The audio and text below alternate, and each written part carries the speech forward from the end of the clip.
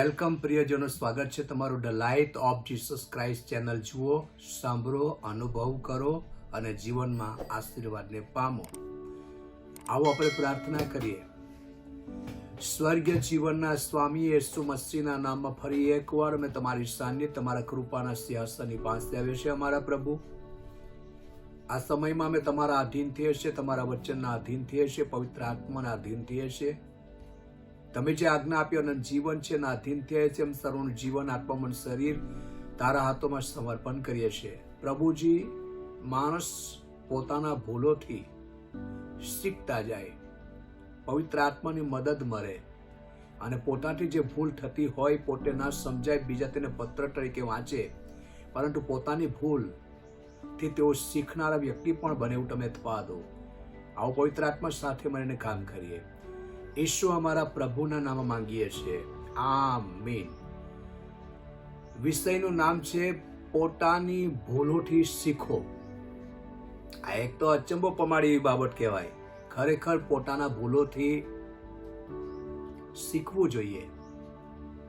જ્યારે માણસના જીવનની અંદર આવી કોઈક ભૂલ થતી હોય અને એની પોતાની ભૂલ એને પોતાને સમજાય, પોતાની ભૂલ પછી પોતાને શીખવશે કે મારાથી ગલત થઈ ગયું છે, ખોટું પગલું ભરાયું છે, મારે મારા જીવનને સુધારવું જોઈએ અને પોતાના જીવનને સુધારવાને માટે તે વિશેષ પ્રયત્નો કરશે. તો પોતાના ભૂલોથી શીખો, એ વિષયનું નામ છે પોતાના ભૂલોથી શીખો. ચાલો આપણે બાઇબલ ખોલીએ. ગીતશાસ્ત્રો 51મો અધ્યાય, તેની 6ઠી કલમ હું તમારા માટે વાંચું છું. તું અંતઃકરણની સત્યતા માંગે છે અને મારા હૃદયને તું જ્ઞાન શીખવીશ. આ ભજનકાર દાઉદ બાપના ઘેતા ચડાવતો ગોવાળિયામાંથી પ્રભુએ એની પસંદગી કરી અને દાઉદ એક વિશ્વાસનો વીર બન્યો. અને દાઉદ દ્વારા દેવનું વચન એમ કહેવામાં, તું અંતઃકરણની સત્યતા માંગે છે. હવે અંતઃકરણની અંદર વિશ્વાસ બી હોવો જોઈએ. બીજી બાબત કે અંતઃકરણની અંદર સત્ય બાબત બી હોવી જોઈએ. કેમ કે યહૂદીઓને પ્રભુ ઈસુ ખ્રિસ્તે કહ્યું, જો તમે સત્ય જાણશો તો સત્ય તમને મુક્ત કરશે. શાનાથી? પાપ અને મરણના નિયમથી મુક્ત કરશે. અને સત્ય દેવનું વચન છે અને સત્યમાંથી કંઈ પણ જૂઠું આવતું નથી. તેથી દાઉદ મારફતે દેવનું વચન, તું અંતઃકરણની, એટલે સીધું પરમેશ્વરને પોકારીને દાઉદ જાણે કહેતો હોય, તું અંતઃકરણની સત્યતા માંગે છે. અને પછી નીચેના ભાગમાં લખેલું છે, અને મારા હૃદયને તું જ્ઞાન શીખવીશ. સારા વિચાર તમારી પાસેથી કોઈ છીનવી નહીં શકે. પ્રિયજનો, જે તમારા અંદર સારા વિચારો આવે, અંતઃકરણની અંદર સારા વિચારો આવે, તમારા સારા વિચારો તમારી પાસેથી કોઈ છીનવી નહીં શકે. અને પછી એમ પણ આપણે કહી શકીએ છીએ કે વાત નહીં માનીએ તો રૂકાવટ રહે છે. જો કોઈની વાત નહીં માનીએ, જે માનવા લાયક હોય, તો રૂકાવટ રહે. કોઈ તમારી ભૂલને બતાવે ત્યારે સમજાય. કોઈ તમારી ભૂલને બતાવે ત્યારે સમજાય. કેટલીક એવી બાબતો છે જે પોતાના ભૂલથી પોતે પણ શીખાય. કેટલીક એવી બાબતો છે જે કોઈક આપણી ભૂલને સમજાવે અને ત્યારે આપણને સમજાય કે આ મારી ભૂલ થઈ ગઈ. પણ માણસ પોતાની ભૂલની કબૂલાત નહીં કરશે. પોતાને હંમેશા તે હું કંઈક નેક છું, હું બધા કરતા સારો છું, મારામાં કોઈ ખૂબી નથી, કોઈ કમી નથી, હું બિલકુલ સંપૂર્ણ છું. અને તેને પોતાને એમ લાગે કે હું બરાબર ચાલતો છું, ચોખ્ખા સોના જેવા રસ્તા પર ચાલતો છું. યાદ રાખો પ્રિયજનો, પોતાની ભૂલથી પણ શીખવાનું હોય છે અને કોઈ સમજાવે છે ત્યારે સમજાય છે. અને કેટલાક આપણને પત્ર તરીકે વાંચે તો આપણો પત્ર લોકો વાંચી લે છે કે આપણા જીવનમાં કઈ ભૂલ થઈ રહેલી છે. તો પોતાની ભૂલથી શીખો. તેથી દાઉદ એમ કહે છે, હે પરમેશ્વર, તું અંતઃકરણની સત્યતા માંગે છે.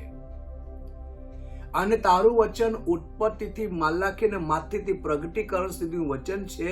એ તારું વચન મારા હૃદયને જ્ઞાન શીખવાડશે. તારું વચન મારા હૃદયને જ્ઞાન શીખવાડશે ને હું શીખવા તૈયાર છું. બાઇબલને જુઓ, પોતાની ભૂલને આપણે સ્વીકાર કરવાની જરૂર છે. શું હું આસાનીથી ખોટું માની લઉં છું? એક પ્રશ્ન પર છે. કોઈ કહે એ સાચી વાત છે કે ખોટી વાત છે, એને જાણવું, સમજવું, પારખવું જરૂરી છે. શું હું આસાનીથી ખોટી વાત માની લઉં છું?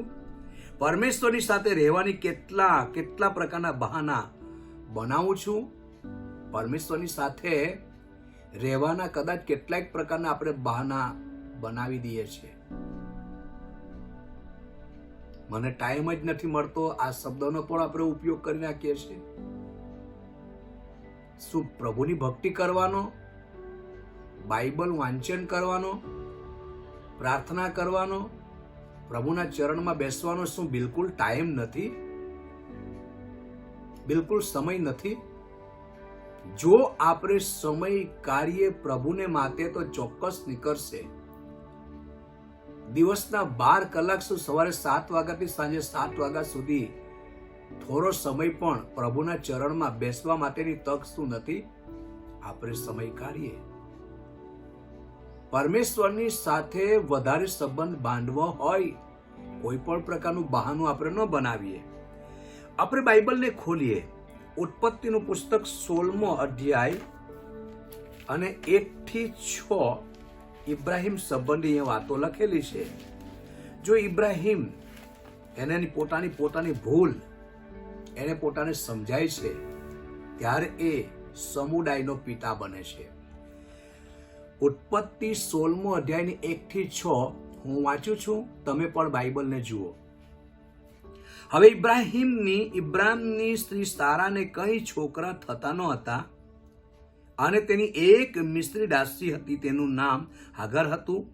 અને સારાએ ઇબ્રાહિમને કહ્યું, હવે જો યહોવાએ મને જણવાથી અટકાવી છે, માટે મારી દાસી પાસે જા, કદાચ તેનાથી હું છોકરા પામીશ. અને ઇબ્રાહિમે સારાઈનું કહ્યું માન્યું. અને ઇબ્રાહિમ કનાન દેશમાં 10 વર્ષ રહ્યા પછી ઇબ્રાહિમની સ્ત્રી સારાએ હાગાર નામે પોતાની દાસીને લઈને પોતાના પતિ ઇબ્રાહિમને સ્ત્રી થવા સારું આપી.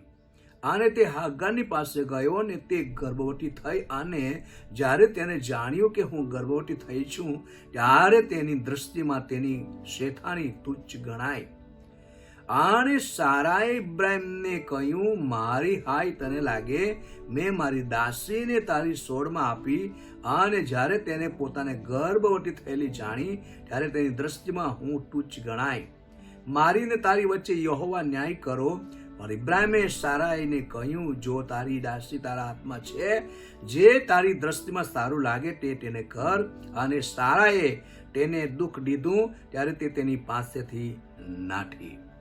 હવે આપણે 1 થી 6 સુધી આપણે વાંચીએ છીએ તો ઇબ્રાહિમ અને સારા બંને ઘરડા હતા. ઇબ્રાહિમ 99 વર્ષનો અને સારા પણ ઘણી ઘરડી હતી.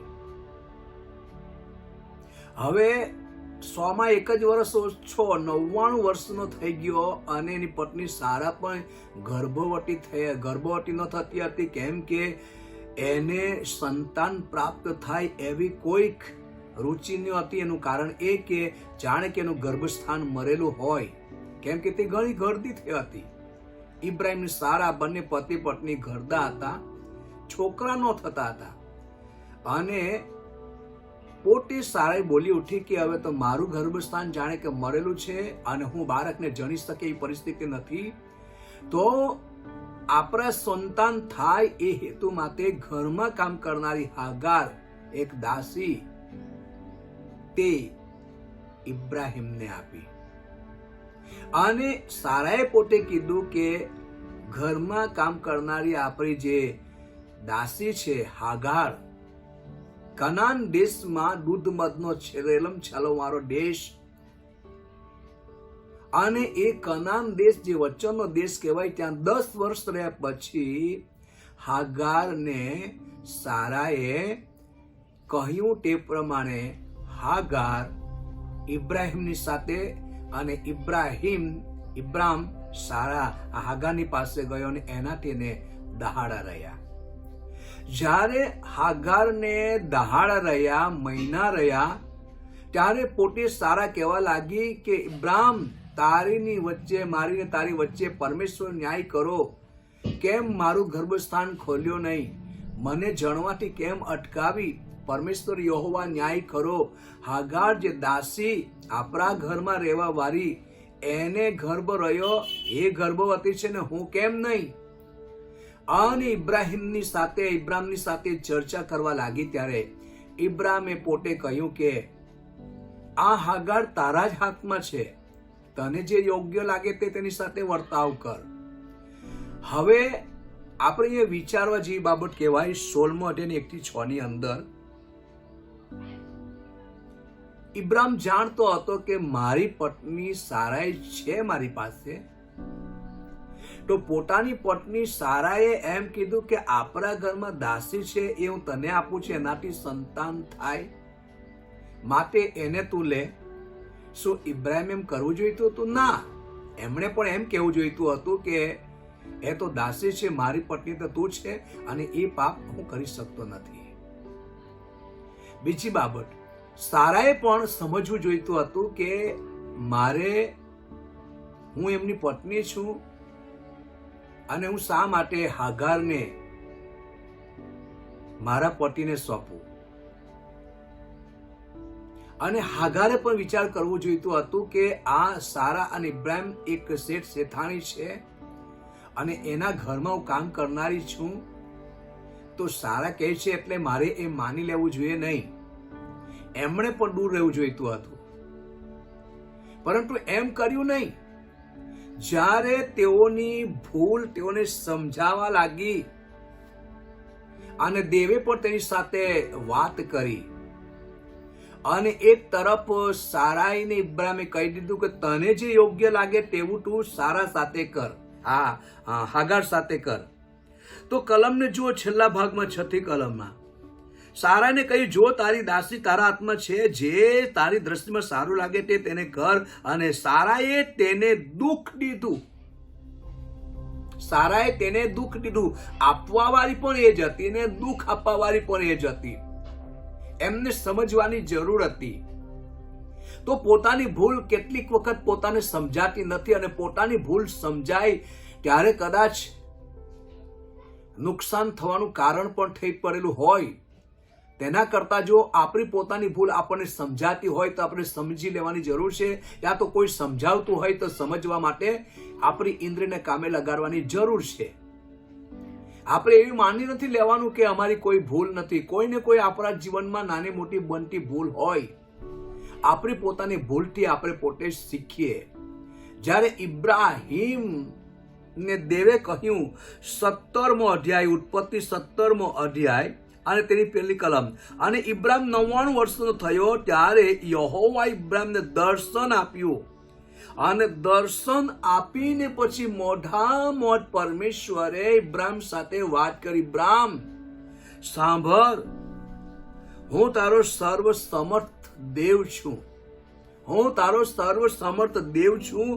તું મારી સમક્ષ ચાલ અને પરિપૂર્ણ થા, મારી સમક્ષ ચાલ. અને જ્યારે ઇબ્રાહિમની પાસે પરમેશ્વરનું વચન આપ્યું અને ઇબ્રાહિમની પાસે દેવનું વચન આવ્યું, ત્યાર પછી ઇબ્રાહિમને પોતે કહ્યું, ઇબ્રાહિમ સાંભળ, હવે તારું નામ ઇબ્રાહિમ નહીં પણ ઇબ્રાહિમ કહેવાશે. તું સમુદાયનો પિતા બનશે, પણ મારી સમક્ષ ચાલ અને પરિપૂર્ણ થા.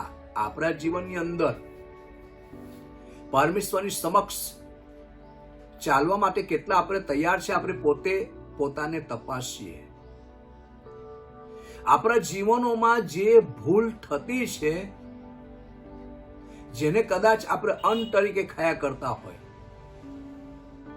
અને આપણી પોતાની ભૂલ સુધારવા આપણે માંગતા હોય, કદાચ સુધારવા માટે પ્રયત્નો કર્યો હોય છતાં પણ એ સુધારી ના શક્યા હોય, અને તમારી અંદર સારા વિચાર આવતા હોય તો સારા વિચાર તમારી પાસેથી કોઈ છીનવી લેવાનું નથી. અને કોઈ માણસ કંઈ કહે તો આસાનીથી એ વાતને આપણે માની લેવાનું નથી. જેમ ઇબ્રાહિમે સારાની કેલી વાત માની લીધી અને સારાની વાત હાગારે પણ માની લીધી. યાદ રાખો, આ બાબતોને આપણે ધ્યાનમાં લેવાની જરૂર છે. એટલા માટે પરમેશ્વરે ઇબ્રાહિમને કહ્યું, મારી સમક્ષ ચાલ અને પરિપૂર્ણ થા. હજુ આપણા જીવનોની અંદર એવું નથી કે આપણે સંપૂર્ણ થઈ ગયા છે. આપણા જીવનોમાં કઈ ને કઈ કમી ઘટી છે, યા કોઈ પાપ છે, યા તો કોઈ વ્યભિચાર છે. યાદ રાખો, પોતાની ભૂલ થી આપણે શીખીએ અને પોતાની ભૂલ જ્યારે સમજાય તો એને આપણે સુધારાની અંદર લાવીએ. જ્યાં સુધી આપણે સુધારો નહીં લાવીશું ત્યાં સુધી સુધારો આવવાનો નથી. ઇબ્રાહિમની પત્નીને સંતાન મેળવવાની ખૂબ આશા તો હતી અને કનાન દેશમાં 10 વર્ષ રહ્યા પછી આ હાગારને સોંપી, પરંતુ દેવે તેની સાથે વાત કરી, ઇબ્રાહિમ મારી સમક્ષ ચાલ, પરિપૂર્ણ થા. હવે યોહાનની લખેલી સુવાર્તા 10મો અધ્યાય અને 10મી કલમ તમે જુઓ, બાઇબલને ખોલો. યોહાનની લખેલી સુવાર્તા 10મો અધ્યાય તેની 10મી કલમ હું અહીંયા વાંચું છું તમારા માટે. શબ્દ શું છે? ચોરી કરવા, મારી નાખવા તથા નાશ કરવા સિવાય બીજી કોઈ મતલબથી ચોર આવતો નથી. 3 બાબત છે. પહેલી બાબત ચોરી કરવા, બીજી બાબત મારી નાખવા, ત્રીજી બાબત નાશ કરવા સિવાય બીજી કોઈ મતલબથી ચોર આવતો નથી. ચોર 2 પ્રકારના છે. એક દેખાતો ચોર, જે દેખાતી વસ્તુઓની ચોરી કરે છે. એક નથી દેખાતો ચોર, નથી દેખાતીની વસ્તુની ચોરી કરે છે, અને તે છે શૈતાન. પ્રેમની ચોરી કરે, આશીર્વાદની ચોરી કરે. દરેક અદ્રશ્યમાં દુષ્ટ ચોરી કર્યા કરતો હોય. જો આપણે એને ના સમજીએ, સમજવા માટે આપણે ઇન્દ્રિયને કામે લગાડવી પડે. ઇબ્રાહિમને, સારાને, હાગારને જુઓ. આ ચોર શૈતાન કેવા વિચારો તેની અંદર મૂકી દીધા અને કેવી રીતે તેઓ પગલું ભરવા લાગ્યા. પણ જ્યારે ભૂલ સમજાય ત્યારે તે સમુદાયનો પિતા બન્યો. મારા પ્રિય ભાઈ બહેનો, આપણે સમજીએ, ચોરનું કામ છે ચોરી કરવાનું, અને અદ્રશ્ય ચોર હોય તો તે છે શૈતાન. એ આ જ બાબત માટે આવે છે. ચોરી કરવા, મારી નાખવા અને ઘાત કરવા માટે આવે છે, નાશ કરવા માટે આવે છે. નાશ કરવાનો મતલબ બધું સમાપ્ત થઈ જાય. હવે પ્રભુ ઈસુ ખ્રિસ્તની વાતને જોઈએ. નીચેનો ભાગ, તેઓને જીવન મળે, પુષ્કળ મળે, તે માટે હું આવ્યો છું. આ જ્યારે પોતાની ભૂલ આપણને સમજાઈ જાય, આપણને પોતાની ભૂલ સમજાઈ જાય ત્યારે આપણે તરત એ ભૂલની અંદરનો સુધારો કરવા માટે પ્રયત્ન કરવાનો. જો ભૂલ સુધારવાથી આપણે નાના નથી બની જવાના, અને નાના બનીને ચાલવાથી વધારે સારું છે. પોતે પોતાને ઊંચો કરવાની જરૂર નથી. ઈસુએ પોતે કહ્યું, જે કોઈ પોતાને ઊંચો કરે છે તેને નીચો કરવામાં આવશે, જે નીચો છે તેને ઊંચો કરવામાં આવશે. આપણે આપણી ભૂલને સુધારીએ, આપણી ભૂલથી આપણે શીખીએ. આ એક રહસ્યમય વાત છે. પોતાના ભૂલથી પોતે શીખવું. જ્યારે પોતાની ભૂલ પોતાને સમજાઈ જાય છે ત્યારે કઈ લોકો એનો સુધારો કરવા માટે પ્રયત્ન કરે છે. ખરેખર આ મારી ભૂલ છે, આ મારી ભૂલને મારે સુધારવું જોઈએ, અને સુધારા માટે મારે પગલું ભરવું જોઈએ, તો ચોક્કસ સુધારો આવશે. બાઇબલને જુઓ. ઈસુ તો જીવન આપવા માટે જ આવ્યો છે. ઇઝરાયેલીઓને પત્ર જરૂર હતી કે પોતાને પારખે. ઇઝરાયેલીઓનો પત્ર એ જરૂર હતી કે તે પોતે પોતાને પારખે. સ્વયં પર દયા. યાકૂબનું પુસ્તક 1 અધ્યાય 23-24 જુઓ. યાકૂબનું પુસ્તક તેનો 1 જ અધ્યાય 23 અને 24 2 કલમ હું વાંચું છું. એમ લખેલું છે, કેમ કે જે કોઈ માણસ વચન પાળનાર નથી પણ કેવળ સાંભળનાર છે તે પોતાના સ્વાભાવિકમાં આરસીમાં જોનાર માણસના જેવો છે. જો જે કોઈ માણસ વચન પાળનાર નથી, હવે અત્યારે તો માની લો કે આ વચન તમે મોબાઈલ દ્વારા જોઈ બી રહ્યા છો, સાંભળી પણ રહ્યા છો, અને સાંભળ્યા પછી પણ આપણી પોતાની ભૂલને સુધારવા માટે આપણે પ્રયત્ન કરતા નથી. તો આ વચન શું કહે છે? જે કોઈ માણસ વચન પાળનાર નથી પણ કેવળ સાંભળનાર છે. બાઇબલ કહે છે કોઈને સાંભળવાને કાન હોય તો તેને સાંભળવું. તમારો અંદરનો માણસ સાંભળી રહ્યો છે, તમે પોતે સાંભળી રહ્યા છો, પણ જો સાંભળ્યા પછી એનું પાલન થતું નથી તો બાઇબલ કહે છે તે પોતાનું સ્વાભાવિક મોં, કાચની અંદર આપણે જોઈએ આઈનાની અંદર, સ્વાભાવિક મોં આરસીમાં જોનાર માણસના જેવો છે. કેમ કે વચન તો સાંભળ્યા પણ પાળ્યા નથી. કયું વચન? પોતાની ભૂલને સુધારવાની વાતો. સાંભળજો જુવાન દીકરીઓ, જુવાન દીકરાઓ, તમને અંદરનો માણસ સચેત કરે કે મારી આ ભૂલ ઠેરેલી છે, વ્યભિચારમાં કોઈ ભૂલ ઠેરેલી છે, જૂઠું બોલવામાં કોઈ ભૂલ ઠેરેલી છે, મોબાઈલની અંદર ગંદા ચિત્ર જોવામાં ભૂલ ઠેરેલી છે, યા તો કોઈના વિરુદ્ધમાં બોલવાની ભૂલ ઠેરેલી છે, યા કોઈ પર દોષ મૂકવાની બાબતોની ભૂલ ઠેરેલી છે, યા તો પ્રભુના ચરણમાં જીવન ઝૂકતું કરવાને બદલે બીજા કામમાં આપણે મશગુલ રહીએ છીએ. યાદ રાખો, પોતાની ભૂલ એને તમે જો સમજી જાઓ તો એને સુધારવા માટે તરત પગલું ભરો. પોતાની ભૂલ જ્યારે માણસને સમજાય તો સમજી લો એના જીવનની અંદર મોટું પરિવર્તન આવશે, બદલાઈ જશે માણસ.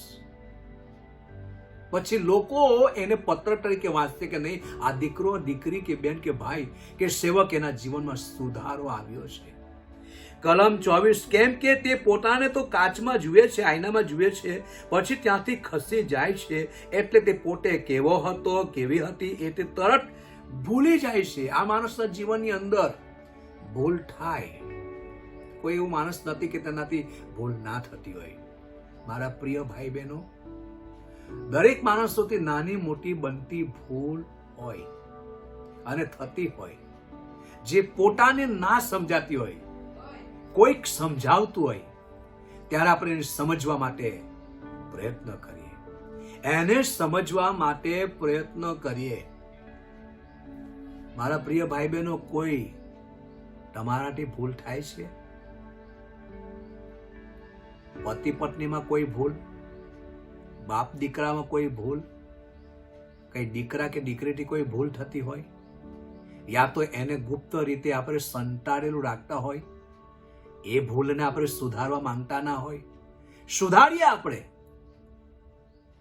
તમે જો તમારી ભૂલને શોધી કાઢી છે અને તમને તમારી ભૂલ સમજાય છે તો પોતાની ભૂલને આપણે પોતે સુધારવી જોઈએ, એને સુધારવી જોઈએ. બાઇબલ આપણને આ પ્રમાણે કહે છે, લુકની લખેલી સુવાર્તા 10મો અધ્યાય 19મી કલમ. લુકની લખેલી સુવાર્તા 10મો અધ્યાય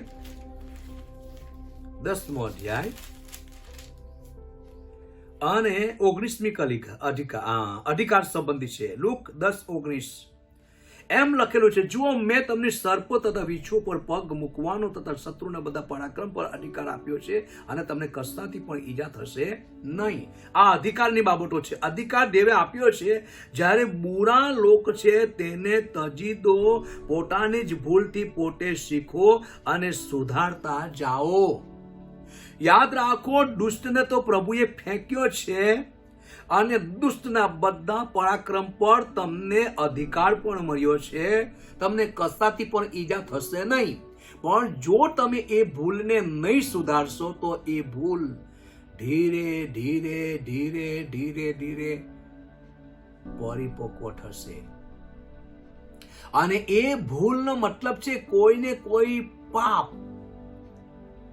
એ પરિપક્વ બનશે, પછી હાડકામાં સડો પેદા થશે અને વિચારોમાં શુદ્ધતા ને પવિત્રતા નહીં રહેશે. યાદ રાખો, સારા વિચારો તમારી અંદર આવે છે, સારા વિચારો તમારી પાસેથી કોઈ છીનવી લેવાનું નથી. પણ એક બાબત, શું હું આસાનીથી ખોટું માની લઉં છું? પરમેશ્વરની સાથે રહેવાના કેટલાક બહાના બનાવું છું?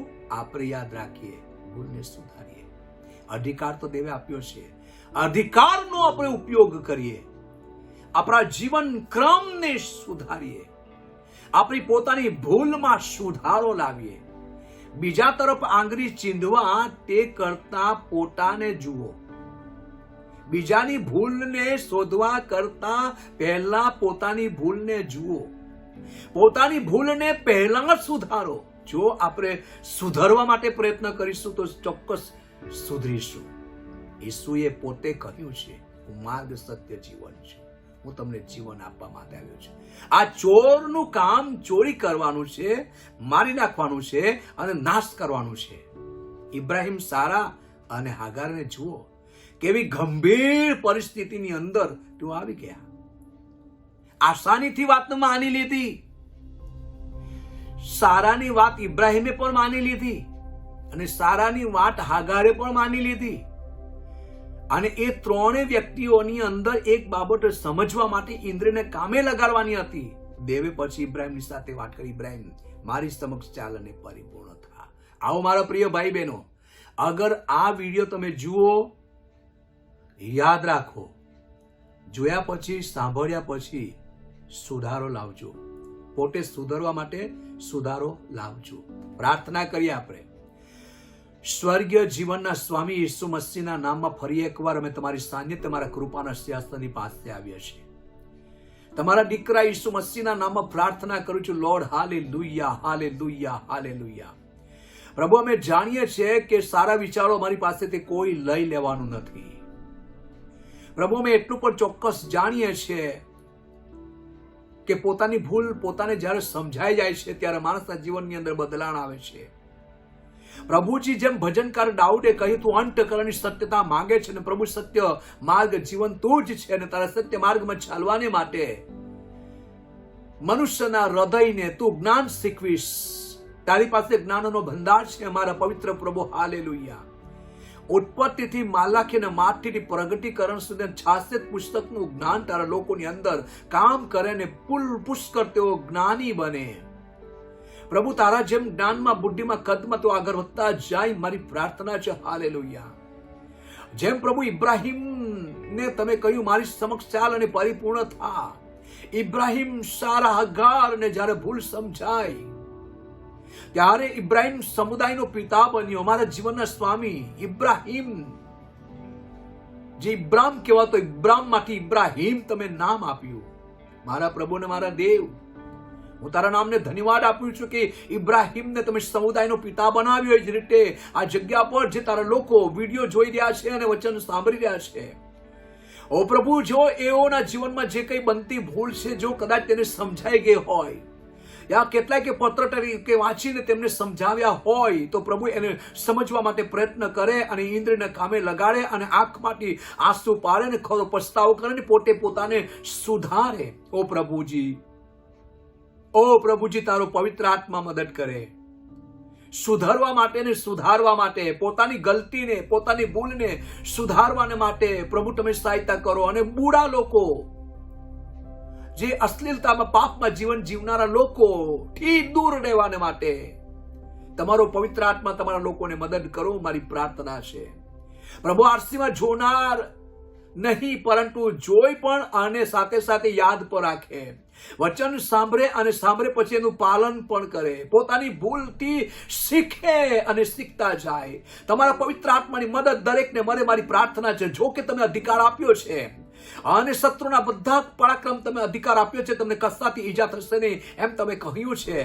ત્યારે મારા પવિત્ર પ્રભુ, તમારા દીકરા ઈસુ મસીહના નામમાં આ સમયમાં પ્રાર્થના કરું છું, જે ભાઈ બહેનોએ વચન સાંભળ્યા છે, પ્રભુ, તેઓની ભૂલ તેઓને સમજાવો અને તેઓની ભૂલથી પોતે શીખતા જાય ને સમજતા જાય ને જીવનમાં બદલાણ આવે, મારી પ્રાર્થના છે.